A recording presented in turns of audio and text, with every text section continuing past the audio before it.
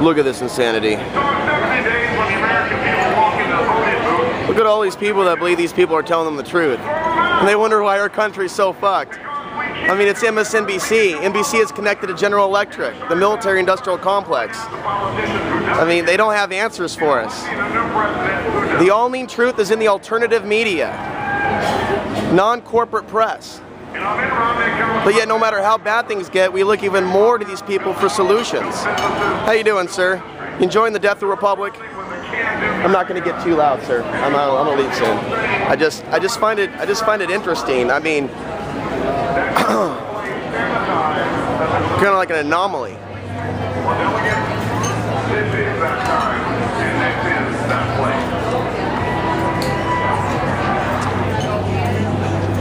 It's like we're in a zombie apocalypse movie, and we're the zombies. People that are still looking to the mainstream media for answers about what's going on in the world. Including her. Well, you have options for information outside the corporate-controlled media. Not all of it's bad, but you know, it's still pushing the same left-right paradigm. Blood on your pants? A lot of people look at my pants funny because there's paint on it. Am I not pretty enough for you? Huh? Don't ask me, ask her.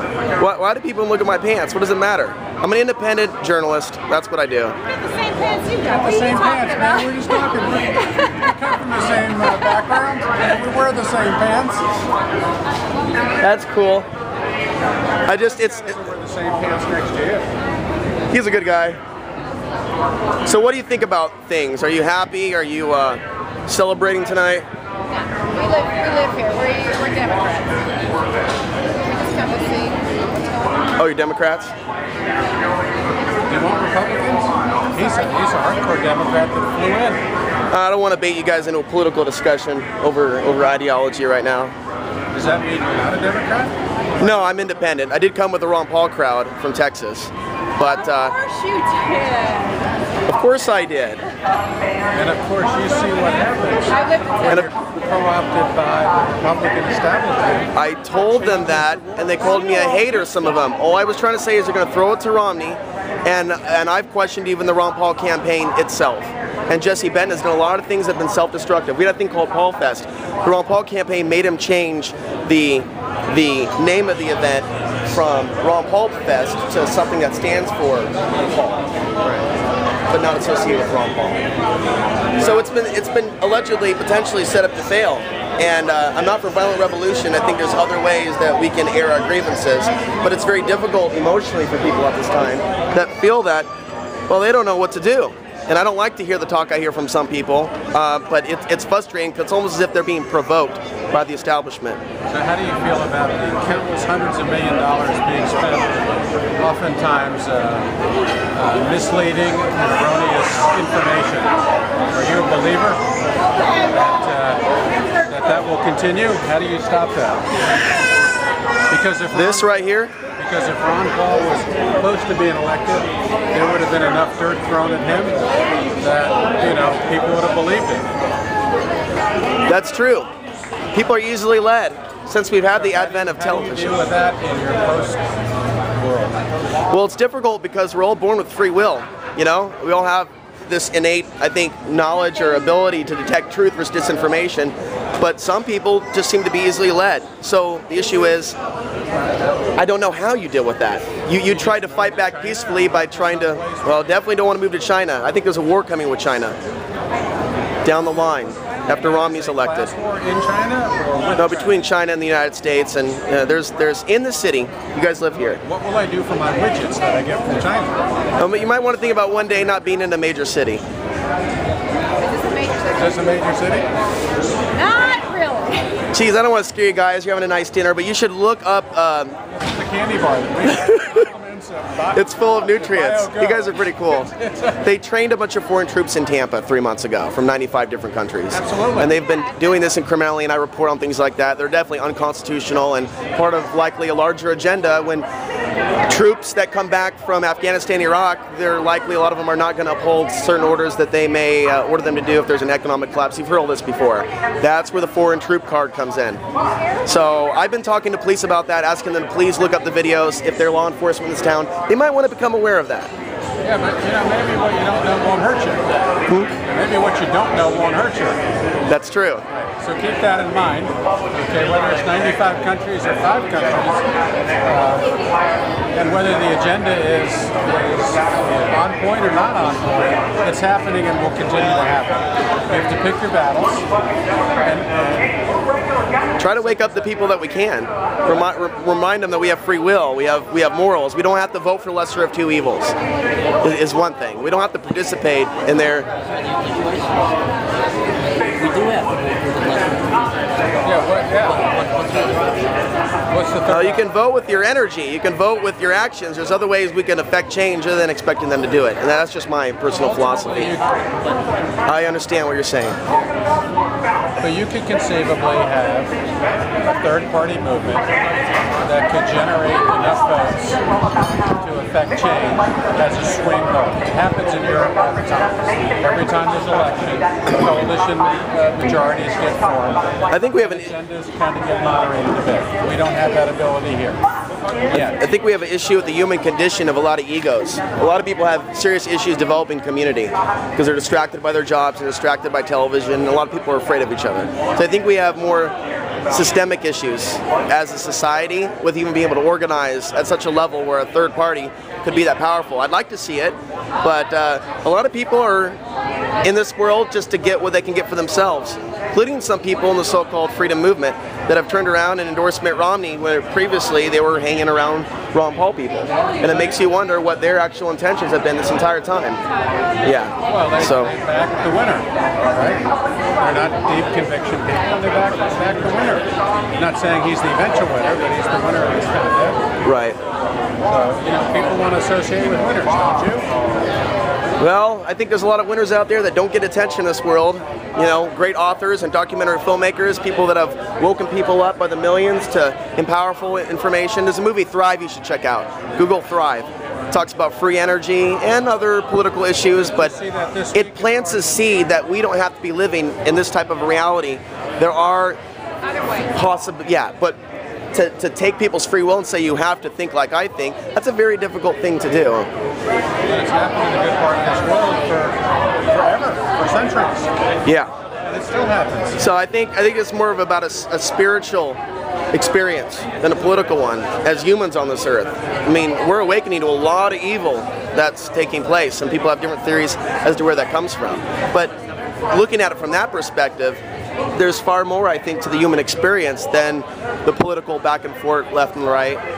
And we have a lot of people that are dead in the Middle East that haven't actually done anything to the United States. And so that still does linger in the air, and I think there needs to be some sort of a healing that comes about from that in order to move our country forward. Troops killing themselves at record numbers. Who's killing themselves? Troops, military troops killing themselves in record numbers. We can't have that. We have to find a way. One producer of arms sales in the world. Right? Okay, so there's no correlation at some point. How do you look at it? We're producing the most weapons which allow people to hurt themselves. So the model we're setting is profit above what? This military-industrial complex weapons trade you talk about is so international in nature. From North Korea to China to Russia to the United States, it boggles the mind, but you're right, we are. But we can see how some of our own military technologies have been transferred to China and transferred to other countries. And inevitable? Yeah, it's going to happen. It's globalization. Spend on it. Or New World Order. They are talking about a world currency now. And now that we've been globalized, why not go all the way? Why should the dollar just dominate the world? Why not have a new system? And that's what's the dollar dominating the world. Now, I don't want a world currency. I think we're going to see some things in our lifetime. The solar flare stuff's fairly interesting. I've been studying that for a couple of years. Wait a second, this is not the Left Behind. You're not doing a Left Behind. We've never been this dependent on technology and cell phones and satellites. You're using that, I'm not, I'm talking. Right. But I'll put it on YouTube and people are going to enjoy this polite dialogue. Glasses 2,000 years ago. But we've never been this dependent on technology to the point we are now that if we had a major event, if solar maximum really does affect us in a way. It's not the end times, it's Terminator. Terminator. If it were to happen, it doesn't mean it's the end of the world, though. it would mean that maybe we'd go to a different way of living. Oh, heaven forbid we'd have to establish communities again and grow our own food and local governments and local currencies. It's a pipe dream, I think, to get there, the world the way that it is, what we talked about leading up to this. Saying the internet shouldn't exist? Well, the internet is definitely something that's replaced normal human relationships. Facebook is a great example, yet it's a double-edged sword. It also gives us information that we've never had access to before. Well, given that most of life is not black and white, but gray, you just pointed out gray. So what would you do if you had to go black or white? Is it a positive thing for society or not? Given what you just said previously about sustainable societies. I think the internet as we know it is very important to a flow of information. And I think there are ways something like the internet could be built up again. I don't see it as something that, you know, would be destroyed forever from such an event. I think the internet's done a lot of good things to get information out there. So it's a keeper. It's on the white side of it. We want to keep the internet. We certainly don't want the internet censored. We certainly don't like what YouTube's been doing and Google's been doing, and their relationship also with China. The benefits of YouTube? Oh, we're using the benefits, but we're talking about censorship and certain videos being delisted. She has a funny spirit to her watching YouTube. We have fun at night. That's good. Well, I'm going to let you go and have dinner over there. It was really good talking to you two. Corporate sponsored dinner? What are you doing now? Oh, I'm going to hang out with my Ron Paul people, and they're going to drown their sorrows, and I'm going to do the whole I told you so thing, and you know. What happened with the Rules Committee today? They turn around and vote to keep the law, the Rules Committee in place that says a presidential candidate can pick the delegates from each state? I don't know. I know that I'm friends with a couple delegates that are inside, and I have some guest passes, and they've been very concerned about certain things. I will tell you this: last night AT&T paid for a drink all you want event for the Texas GOP convention, and I couldn't help but be a little bit suspicious, you know, that maybe it was done to kind of distract people from going to the meetings that they need to go to, you know, and making sure things are accountable, because it was drinks on the house, anything you want. I'm going, wow, this is kind of interesting. They bust them in from down here. There's some wrong people there. Yeah, they're here. There's Reed. Okay. Yeah.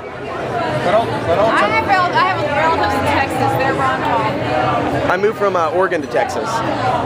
You live in Texas now? Yeah, I live in Texas now after leaving the great city of Portland, Oregon on the west coast of the United States. Where? Some say it's a liberal city, but there's also a lot of independent. You moved to Texas? To Dallas. I'm from Dallas for years. I don't like it. I don't like Dallas. I think it's a town of aliens. We're not from there. They certainly support a lot of Republican causes. Some of those real estate people especially. They've been given a crossroads and all. The liberty movement in Texas seems to be stronger outside of Dallas itself. Like, I think Collin County is one of them. Maybe you've heard of the Oath Keepers organization. There's a lot of meetings there. There's some a Constitution party or something that someone over here is handing out flyers about. So there's a lot of people trying to do what they. There's more people running for office in Texas that are libertarian related. Yeah. They talked about Carl Grove's bullet points of his speech yesterday. And he talked about the Tea Party movement. He said what we should do as a group is understand not the movement, but what led to the movement. So when I read that, I said, okay, how about Occupy Wall Street? Okay, it is an embryonic movement. What's leading to the movement? So it's interesting. I wish I had a question to answer that guy. Well, one thing that I haven't done, I've been to Paul Fest, I've been inside the RNC, and I megaphoned outside the police state barricade about the two-party dictatorship system. And now I need to talk to the Occupy people and explain to them that socialism is not the answer to fixing some of our problems. Okay, we have a problem with hurricanes and storm surge. So someone in their bright mind stretch a dollar, put these 6-foot barricades up that have holes in them, thinking it might stop water. It clearly wouldn't stop water in a hurricane, but you and I know that. But whoever ordered these fences... Where is that hurricane, by the way? What? Where's the hurricane? The threat of the hurricane, or potential threat, had kept people away from this event. No different, okay, than what your grandmother told you. No different than what they're justifying all the money spent here. It's better to be safe than be sorry. That's true.